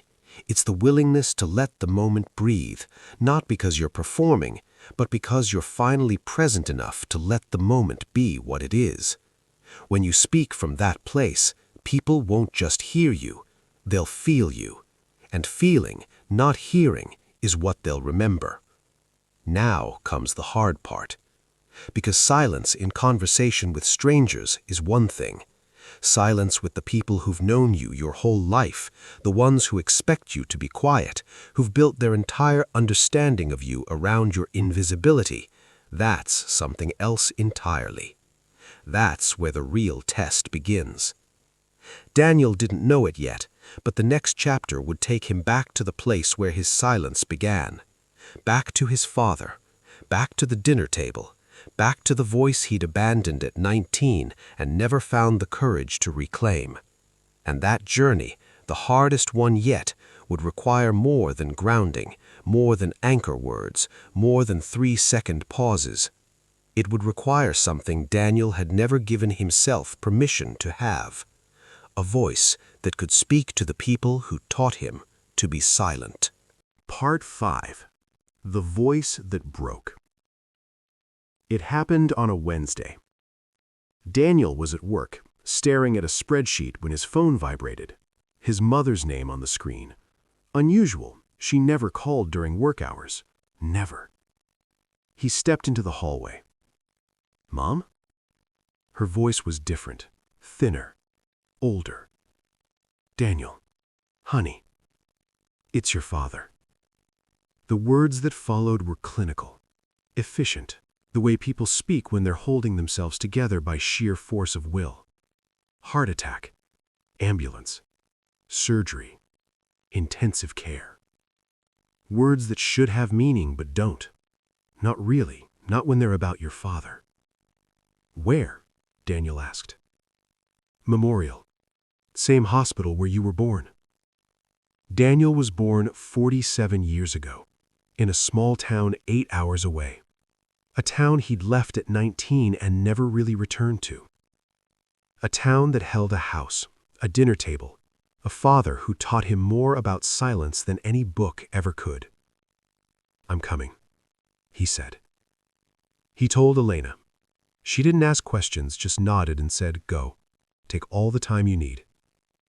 And then Daniel was in his car, driving, watching the city shrink in his rearview mirror, heading toward a place he'd spent 28 years avoiding. The drive was a blur. He tried to think about his father, tried to feel something specific: anger, sadness, regret, love. But all he felt was numb. A wall of numbness so thick that nothing could penetrate it. He arrived at the hospital at 11 p.m. His mother was in the waiting room. She looked small, smaller than he remembered, smaller than she'd ever looked. They hugged without speaking. What was there to say? "The surgery went well," she told him. "He's stable. They think he'll recover. But it was close, Daniel. Too close." Daniel sat beside her, holding her hand, not speaking. At 2 a.m. she fell asleep in the chair, exhausted. Daniel covered her with his jacket and walked to the waiting room window, looking out at the dark parking lot, the empty streets, the town he'd spent his whole life running from. And sitting there, alone, at 3 a.m., he realized something he'd never let himself realize before. He hadn't just left this town. He'd been running from his father his whole life. Running from the dinner table. Running from the interruptions. Running from the voice that had taught him through thousands of small dismissals that what he had to say didn't matter. And his voice, the quiet one, the invisible one, the one that cracked in meetings and disappeared in boardrooms, that voice had been forged in the running, forged in the silence his father had created, forged in the belief buried so deep he'd never named it, that if the first voice he'd ever wanted to hear him never did, then maybe no voice ever would. Daniel stood at that window for a long time, watching nothing, feeling everything. And for the first time in his life, he understood that the problem wasn't in his throat. It was in his history. And history, unlike technique, can't be fixed with practice. It has to be faced. 28 years earlier, Daniel was 19, home from college for Thanksgiving. He'd been away for 3 months, long enough to taste what life felt like outside his father's shadow. Long enough to meet people who actually listened when he spoke. Long enough to realize that the way his father treated him wasn't normal. He came home with words. Words he'd been saving for years. Words about the dinner table. The interruptions. The feeling of being invisible in his own home. Words he'd never had the courage to say. But now, buoyed by distance and discovery, he thought he could. It was after dinner. His father was in his chair, watching television. Daniel's mother was in the kitchen, doing dishes. Her usual position, her usual escape. Daniel stood in the doorway. "Dad? Can I talk to you?" His father glanced at him, then back to the television. Sure. Talk. I need you to look at me. That got his attention. His father muted the TV, turned, looked at Daniel with an expression that was hard to read. Curious, maybe, or annoyed. With his father, it was hard to tell. I've been thinking. About growing up. About how things were. Okay. I felt like you never listened to me. Like whenever I tried to talk, you interrupted or dismissed me or just didn't pay attention. I felt like my voice didn't matter in this house. His father's jaw tightened. That's not true. Dad, I'm not saying it to blame you. I'm just telling you how I felt. You were a kid. Kids talk. Adults have conversations. That's just how it works. No, it's not. I've seen other families. I've seen fathers who actually what? Let their kids run the show, spoil them, tell them every thought they have is brilliant? I'm not saying that. I'm saying, you're saying I was a bad father. I'm not saying that either. I'm saying... His father stood up. The movement was sudden, and Daniel stepped back instinctively, a response he'd learned at that same dinner table years ago. You're 19 years old, his father said. You've been gone 3 months, and you come back here telling me how I failed you? You don't know anything. You don't know what it takes to raise a family, to work 60 hours a week, to provide for people who don't appreciate it. You're too sensitive. The world isn't going to coddle you. I was preparing you. Daniel's throat closed. His voice, which had been steady, started to crack. Dad, I'm just trying to... You're trying to make me feel guilty. Well, congratulations. You succeeded. Feel better now? That's not what I'm done with this conversation. His father turned back to the television, unmuted it. The sounds of a game show filled the room. Artificial laughter, bright music, the noise of nothing. Daniel stood there for a moment, then another, waiting for his father to turn back, to say something, to prove that he'd heard even a word of what Daniel had said. He didn't. Daniel walked out of the room, out of the house, got in his car and drove back to college that night, not waiting for morning, not saying goodbye to his mother, not looking back. He didn't come home for Christmas that year, or the next, or the next. Phone calls became rare, visits became non-existent. His mother came to see him sometimes, alone, always with that look, the one that said, I understand, but I can't say it. His father became a voice on the phone during holidays, stilted and awkward, both of them pretending the argument had never happened. 28 years. 28 years of running. 28 years of silence built on top of silence. And now his father was in a hospital bed, and Daniel was standing in a waiting room at 3 a.m., realizing that the voice he'd been trying to find his whole life had been buried in that argument, in that living room, in that moment when he'd tried to speak and been told once again that what he had to say didn't matter. Morning came. Daniel's mother woke up, groggy and confused. They got coffee from a vending machine, terrible coffee, the kind that tastes like regret, and waited for the doctor. The doctor came, explained things. His father was stable. He could have visitors, but only for short periods. He was weak, confused, on heavy medication. They should prepare themselves. He might not look like himself. Daniel's mother went in first. She came out 20 minutes later, eyes red, and nodded at Daniel. He's asking for you. Daniel's heart stopped. He's asking for you. 28 years of silence, and now this. He walked into the room. The man in the bed was not his father. Couldn't be. His father was big, broad-shouldered, barrel-chested, a man who took up space. This man was small, shrunken, lost in a tangle of tubes and wires and pale hospital sheets.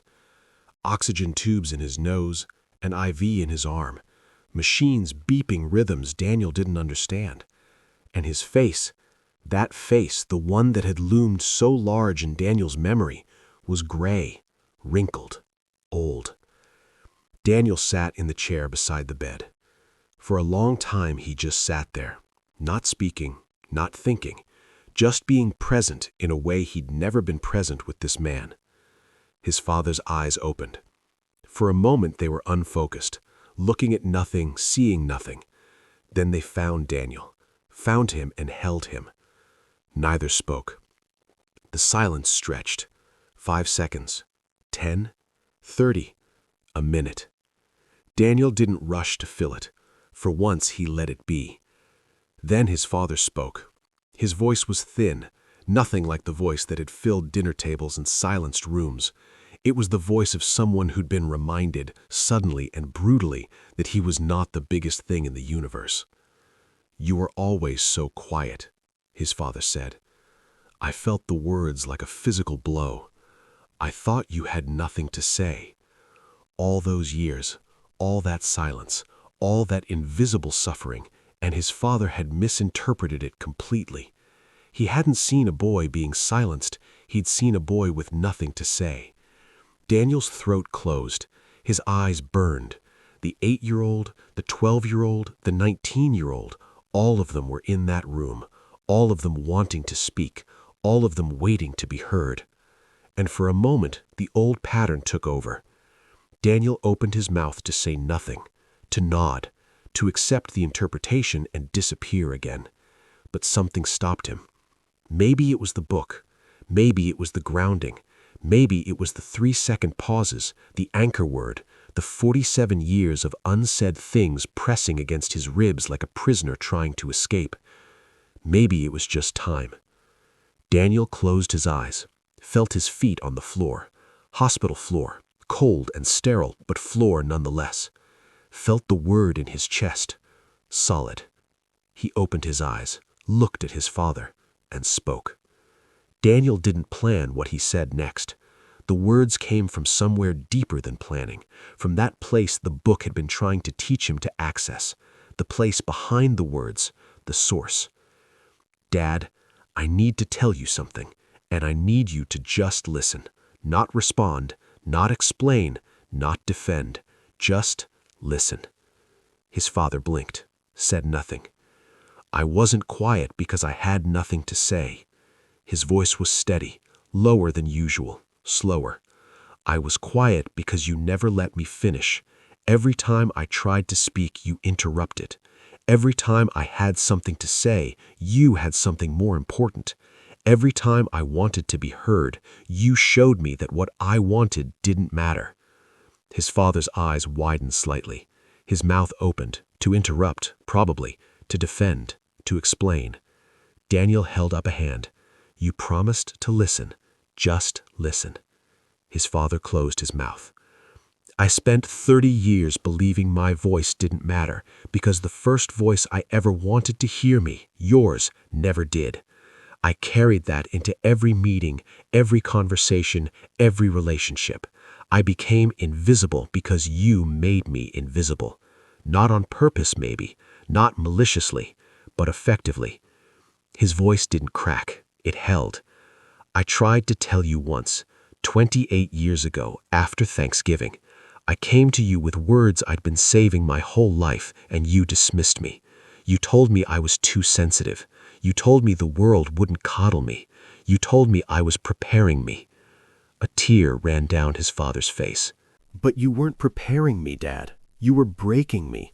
And I spent 28 years trying to function with a broken voice, wondering why no one could hear me, never understanding that the break happened right here, in that house, at that table." Daniel stopped. The silence in the room was absolute. Even the machines seemed to pause. He'd said it. 47 years of silence, and he'd finally said it. And then, from somewhere deep inside, the book's words returned to him. "The voice you use with the world was shaped by the voices that shaped you, but you're not a child anymore. The people who silenced you no longer have power over you unless you keep giving it to them. Your voice is yours now. You just have to reclaim it from the ghosts."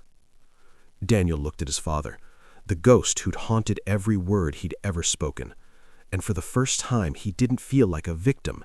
He felt like someone reclaiming what was his. His father was silent for a long time. The machines beeped, the IV dripped. The world outside the room continued, indifferent to the moment happening inside it. Then his father spoke. "I didn't know." His voice was broken, not the thinness of illness, but something deeper, something that sounded like a man seeing himself clearly for the first time. "I didn't know, Daniel, I swear to you. I thought I was doing the right thing. My father was harder on me, much harder. He didn't just interrupt, he hit. He didn't just dismiss, he destroyed. I thought if I was just firm, just strict, just in charge, you'd turn out okay. I thought that was love." Daniel said nothing. Let the silence hold the space. "I didn't see you," his father continued. "I saw a project. I saw someone to mold, to shape, to prepare. I didn't see that you were already a person who needed to be heard, not just raised." Another tear, then another. "I'm sorry." 2 words, small words, words Daniel had waited 47 years to hear. "I'm so sorry. I didn't know I was breaking you. I thought I was building you. I was wrong." Daniel felt something shift in his chest, something he'd been carrying so long he'd forgotten it was there. A knot, a weight, a wall. It didn't disappear, but it loosened, just slightly, just enough. "Tell me," his father said. "Tell me everything. I'm listening, really listening." And Daniel did. He talked for an hour, about the dinner table, about the volcano fact he'd never gotten to share, about the science project his father never asked about the college acceptance, the jobs, the promotions, the meetings where his voice disappeared, about Tom stealing his ideas, about Elena's honesty, about the book, the grounding word, the 3-second pauses, about the 8-year-old boy still waiting to be heard.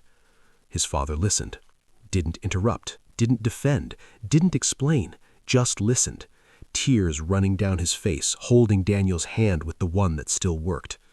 And in that listening, something fundamental shifted, not just in Daniel, in both of them. The ghost lost its power. The wound began to heal. The voice, the real voice, the one that had been buried under 47 years of silence, started to emerge. When Daniel finally stopped talking, exhausted and empty, and somehow fuller than he'd ever felt, his father spoke again. "I hear you," he said. "I hear you, son, and I'm proud of you, not for what you've achieved, for who you've become, for finding your voice even when I tried to silence it, for becoming someone I couldn't have imagined being." Daniel cried then. Not the crying of sadness, not the crying of relief, something else, something he'd never felt before. The crying of being fully seen by the first person who'd ever made him feel invisible. They sat in silence after that, not the silence of avoidance or fear, the silence of 2 people who'd finally said what needed to be said and didn't need to fill the space with anything else. After a while, his father's eyes closed. He was tired. The conversation had exhausted him, but his hand still held Daniel's, loose and warm. Daniel sat there, holding his father's hand, watching him sleep. And in that quiet hospital room, with the machines beeping and the IV dripping, and the world outside the room continuing, indifferent to the moment happening inside it, Daniel understood something he'd never understood before. His voice hadn't been broken. It had been waiting. Waiting for this moment. Waiting for this man. Waiting for the silence to be deep enough, safe enough, for the real words to finally come.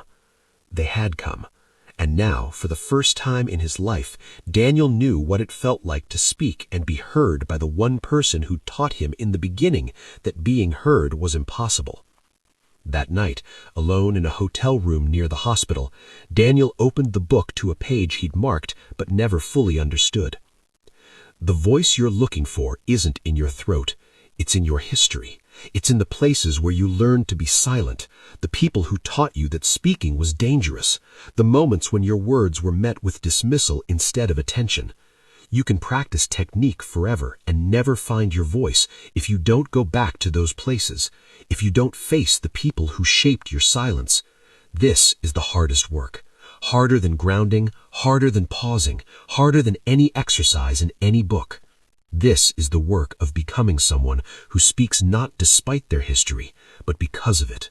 The voice that broke can be the voice that heals, but only if you're brave enough to go back to the place where the breaking happened.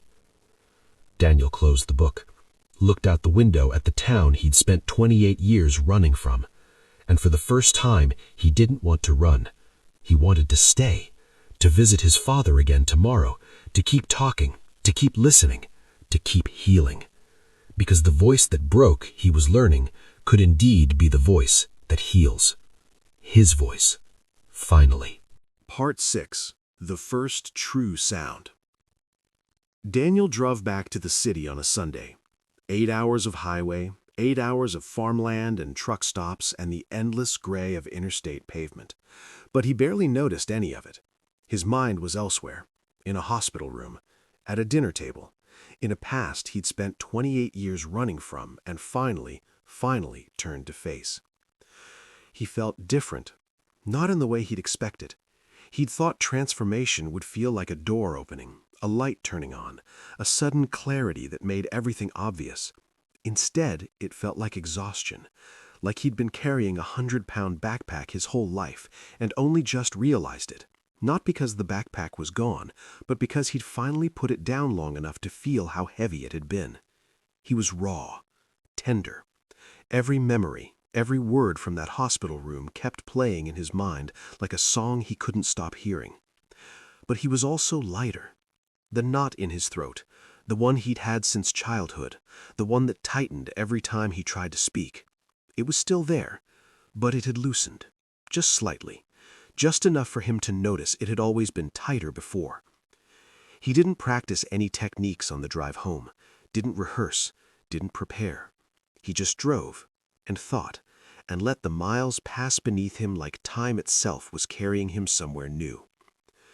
When he got back to his apartment Sunday night, he stood in the middle of his living room and looked around. Same couch, same coffee table, same view of the same buildings. But he was not the same person who'd left. And tomorrow, for the first time, the world was going to find out. Monday morning started like any other. Daniel walked into the office, got coffee, sat at his desk. People nodded hello, the usual. No one knew he'd been to the edge of his own history and back. At 10:15, Elena's voice came over the speaker. All hands, conference room, 5 minutes, emergency meeting. Emergency meetings were never good. Everyone knew it. The conference room filled with the kind of tension that makes people sit too straight and check their phones too often. Elena stood at the front, her face pale. Summit Group is leaving. The words landed like stones. Summit Group was their biggest client, 30% of the company's revenue. If they left, there would be layoffs, reorganization, chaos. They called this morning. They feel we've been unresponsive, that we don't understand their needs, that we're not delivering value. The CEO is flying in tomorrow to make a final decision. We have 24 hours to change their minds. The room erupted. Ideas flew like shrapnel. People shouting over each other, interrupting, contradicting. Someone suggested a discount. Someone else suggested a new proposal. 2 people argued about who was responsible. It was chaos. Pure chaos, the sound of fear masquerading as action. Daniel sat in the middle of it. He didn't speak, didn't contribute, didn't join the noise. Instead, he felt his feet on the floor, felt his breath moving in and out, felt the word solid in his chest. The noise continued around him, louder, faster, more desperate. And in that noise, Daniel noticed something. They were all asking the same question. How do we keep them? Discounts, promises, apologies, desperation dressed up as strategy. But no one was asking the other question, the harder question, the question that might actually matter. In a lull, a brief pause between shout of ideas, Daniel spoke. Not loudly, not forcefully, but with space. I think we're asking the wrong question. The room went quiet. 15 people turned to look at him. The quiet one, the invisible one, the one who never spoke. Old Daniel would have shrunk. Old Daniel would have felt their eyes like weights, would have felt his throat closing, would have said something like "never mind" and disappeared back into silence. But old Daniel had spent the weekend in a hospital room facing the ghost who'd made him silent in the first place. This Daniel felt his feet on the floor, felt the word in his chest, felt the silence around him, not as threat, but as space. He continued. We're all asking how to keep them, how to convince them, how to win them back. But that's the wrong question. He paused. 3 full seconds. Let it land. The right question is, why would they want to stay? No one interrupted. No one filled the space. They were listening, really listening, in a way they never had before. We've been reacting to their complaints, Daniel said. They say we're unresponsive, so we promise to respond faster. They say we don't understand, so we promise to listen more. But that's just putting Band-Aids on bullet wounds. We're not addressing the underlying problem. He leaned forward slightly. The underlying problem is that we've been treating them like a transaction, like a revenue stream, like a number on a spreadsheet, and they can feel it. They don't want better response times. They don't want discounts. They want to feel like they matter. They want to feel like we care about their success, not just our revenue. He laid out the analysis he'd been sitting on for months, the analysis he'd never had the voice to share. Data about their clients' actual needs, insights about their business that no one else had noticed, a proposal for completely restructuring the relationship, not just saving it. When he finished, the room was silent. Not the silence of confusion, not the silence of judgment, the silence of people processing something that had just changed their understanding of the situation. Elena spoke first. That's exactly right. She looked at Daniel like she was seeing him for the first time. Daniel, you just changed this conversation. You just changed this whole approach. Others nodded, murmurs of agreement, people turning to each other saying, he's right, he's absolutely right. And Daniel sat there, in the middle of it, feeling his feet on the floor, feeling the word in his chest, feeling something he'd never felt in a professional setting before. He felt heard. The meeting ended. People filed out, but this time they stopped at Daniel's chair. Where did that come from? One colleague asked. I've been sitting on it for a while. You were on fire, said another. I've never heard you talk like that. I've been practicing. Whatever you're doing, keep doing it. Priya, the junior employee he'd noticed before, lingered after the others left. She looked at him with something like hope in her eyes. How did you do that? I mean, you were so calm, so clear. I could never. Daniel looked at her, saw himself 20 years younger, invisible and desperate to be heard. Can I tell you something? He said. She nodded. I've been quiet my whole life, invisible. The person you saw in that meeting, that's not who I've always been. That's who I'm becoming. And it started when I stopped trying to sound confident and started trying to be present. He paused. You have a voice, Priya. It's in there. But you have to stop hiding it. And the only way to stop hiding is to start speaking, even when it's terrifying, even when your voice shakes, even when you're sure you'll fail. Because the failure isn't in the shaking. The failure is in the silence. Priya's eyes glistened. Thank you, she whispered. I needed to hear that. She walked away, and Daniel stood there, realizing something. The practice wasn't just for him anymore. The voice he was finding wasn't just his own. It was becoming something that could help others find theirs too. That night, Daniel sat in his apartment with his phone in his hand. He'd thought about calling his mother. She'd want to hear about his day, about the meeting, about the strange new shape his life was taking. But his thumb hovered over a different name, Dad. They hadn't spoken since the hospital, since the conversation, since the tears and the silence and the words that had changed everything.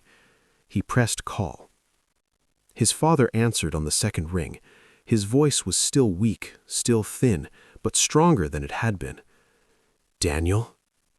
Hey, Dad. How are you feeling? They talked for a few minutes about the hospital, the doctors, the slow work of recovery. Small talk, safe talk, the kind of talk they'd had for 28 years. Then Daniel said, I spoke today. Yeah?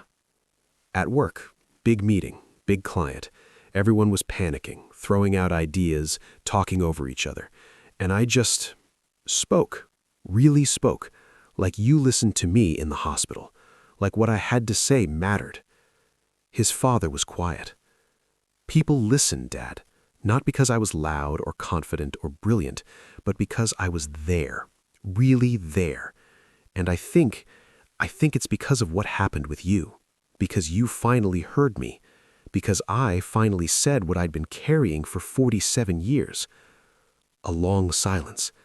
Then his father's voice, thick with tears. I always thought you were born quiet.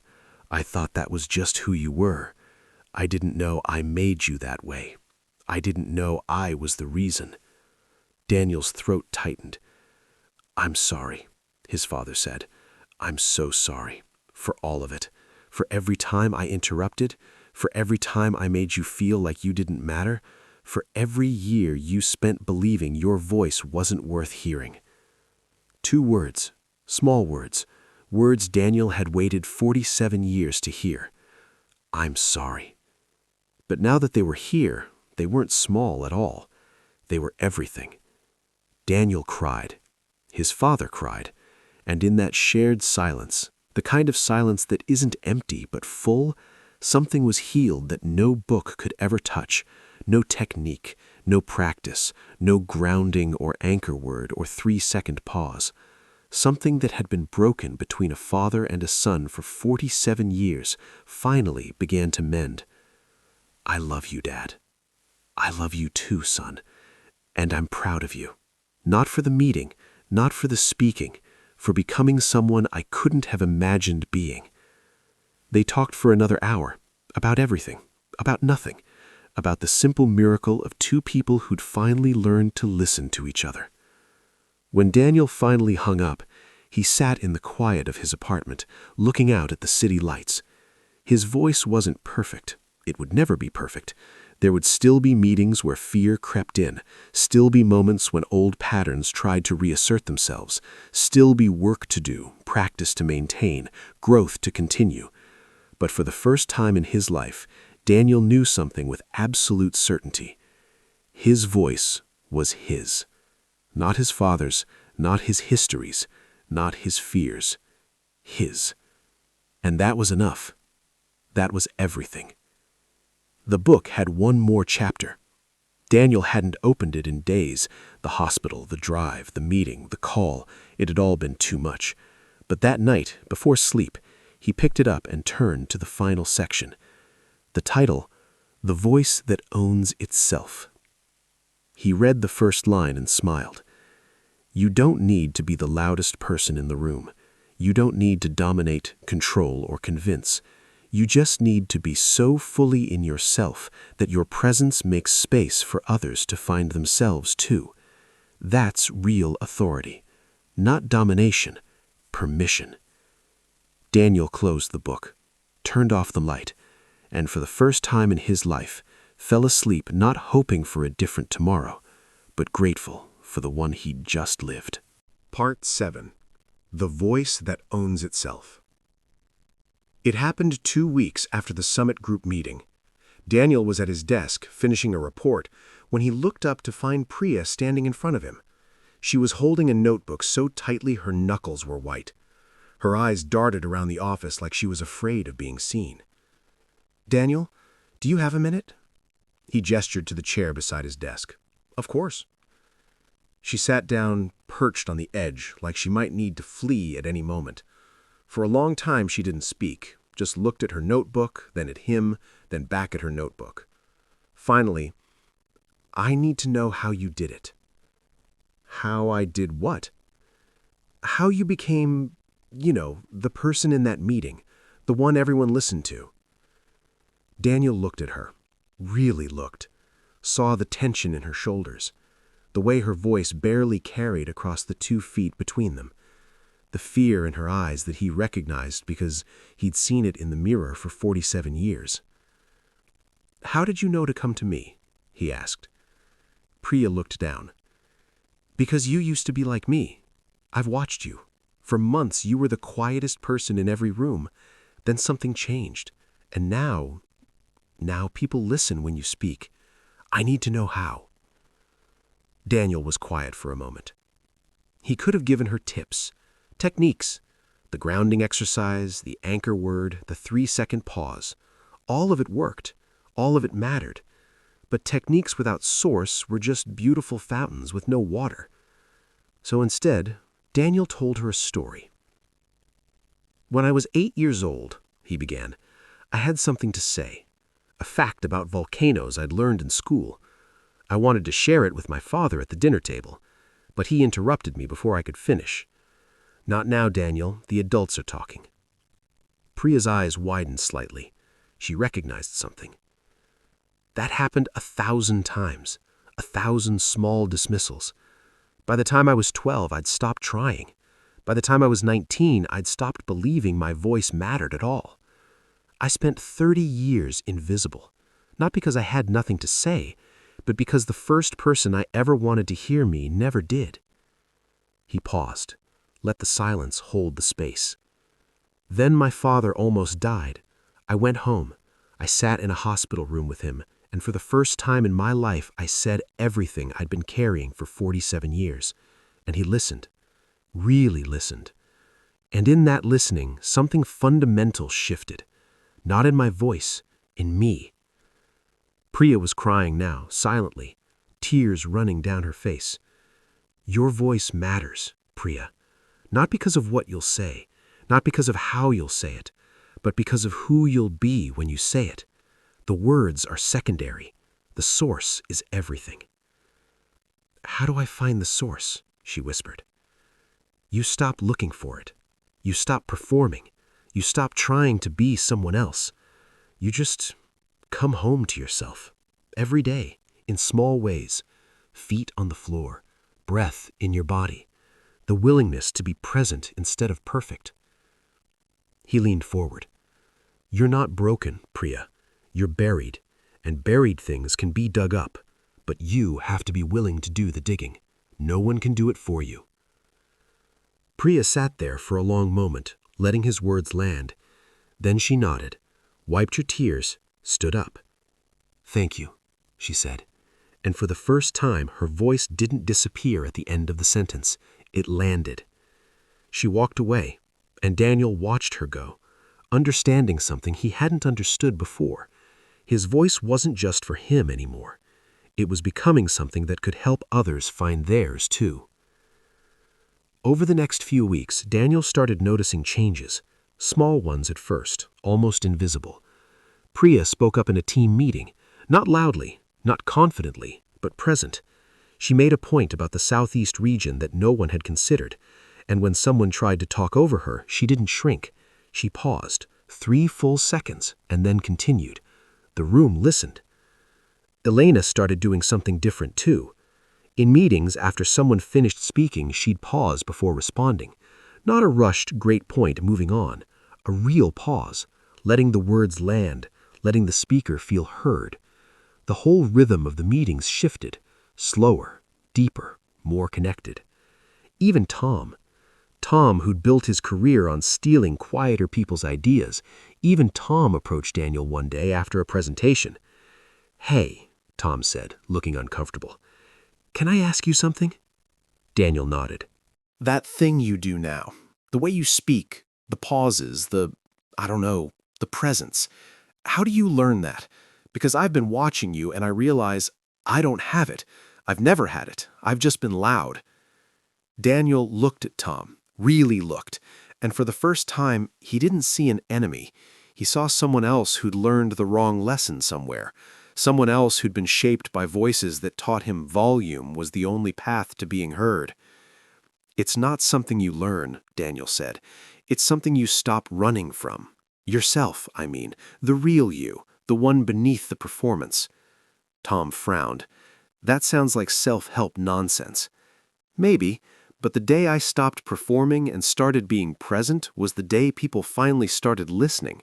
You want my advice? Stop trying to be impressive. Start trying to be real. It's harder, but it works." Tom walked away looking confused. But a week later, Daniel noticed him in a meeting, pausing before he spoke. Just for a second, just long enough for the room to lean in. The virus of embodied authority was spreading. Not through techniques, not through rules, through something deeper, through people seeing what was possible and deciding they wanted it for themselves. Daniel thought about the book's words. When you transform yourself, you give others permission to transform too, not by preaching, but by living, not by telling people what to do, but by showing them what's possible. He wasn't preaching. He was just living, more fully, more present, more himself than he'd ever been. And that, it turned out, was enough. That weekend, Daniel opened the book one last time. He'd been saving the final chapter, not deliberately, but because he hadn't been ready. The hospital, the meeting, Priya, Tom, the slow work of becoming, it had all been too much to also absorb a final lesson. But now, sitting in his apartment on a Sunday morning, coffee in hand, sun streaming through the window, he felt ready. The final chapter was called The Voice That Owns Itself. He read, "You've spent this entire journey learning to find your voice. But here's the paradox. The voice you've been looking for was never lost. It was just buried, under fear, under performance, under other people's expectations, under your own stories about who you are and who you're supposed to be. The grounding, the anchor word, the silence, these weren't techniques to build something new. They were practices to uncover something old, something that's been there all along, waiting for you to stop running long enough to notice. Now comes the final lesson. You don't need to be the loudest person in the room. You don't need to dominate, control, or convince. You don't need to prove anything to anyone, not to your father, not to your colleagues, not to the voices in your head that still sometimes whisper that you don't belong. You just need to be so fully in yourself that your presence makes space for others to find themselves too. That's real authority, not domination, permission. When you speak from that place, something remarkable happens.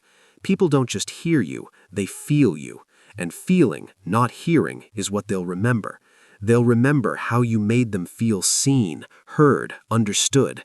They'll remember the space you created for them to find their own voice. This is the voice that owns itself. It doesn't need applause, it doesn't need agreement, it doesn't need to win. It just needs to be. And being, it turns out, is enough. Daniel set the book down. He looked around his apartment. The same apartment, but somehow different. Fuller, warmer, more his. He thought about his father, recovering slowly, calling every few days just to talk. About Elena, who'd started treating him like a peer instead of a subordinate. About Priya, finding her own voice one meeting at a time. About Tom, awkwardly trying to be real for the first time in his life. About Maya, the barista, who now smiled when he walked in and asked, "The usual or something adventurous today?" He thought about the 8-year-old boy, still holding his volcano fact, still waiting to be heard. And he realized that boy had been heard, not in the way he'd expected, not by his father at that dinner table, not in that moment, but across 47 years, through a journey that had taken him to the edge of his own history and back. That boy's voice had finally been released. Not because the world had changed, because Daniel had. Daniel stood up from his couch, walked to the window, looked out at the city spread before him, millions of people, millions of voices, millions of stories of silence and sound, invisibility and presence. He thought about everything that had brought him here. The failed presentations, the stolen ideas, the book he'd bought in desperation, the grounding, the anchor word, the terrifying 3-second pauses, the hospital room, his father's tears, the words that had waited 47 years to be spoken. And he thought about what came next. Not a destination. There was no destination. Just the ongoing practice of showing up, being present, speaking from the source. He opened his mouth. And for no one but himself, for the 8-year-old boy, for the 19-year-old who'd driven away in the night, for the 47-year-old who'd finally come home, Daniel spoke. "I have something to say." The words hung in the air. No one heard them but him. And for the first time in his life, that was enough. 1 year later, Daniel stood in front of a room full of people. Not a boardroom this time, a community center, a workshop he'd started volunteering at, helping others find the voices they'd buried. Priya was there, leading a breakout session on grounding practices. She'd become a different person, still quiet but present, still soft-spoken but impossible to ignore. Elena had retired, but she came to the workshop sometimes, sitting in the back, nodding at Daniel with something like pride in her eyes. Even Tom had shown up once. Didn't stay, but he'd come. Daniel looked out at the faces in front of him, some scared, some hopeful, some just beginning to believe that their voices might matter. He didn't give them techniques. He told them a story. About a dinner table. About a father. About 47 years of silence.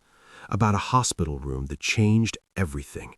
About the slow, impossible, beautiful work of becoming someone who speaks not despite their history, but because of it. When he finished, a woman in the third row raised her hand. She was crying. "How did you know?" she asked. "How did you know your voice was in there?" Daniel smiled. Because everyone's voice is in there, not waiting to be found, waiting to be uncovered. Like music trapped inside wood, like water waiting for the fountain to be connected to the source. He paused.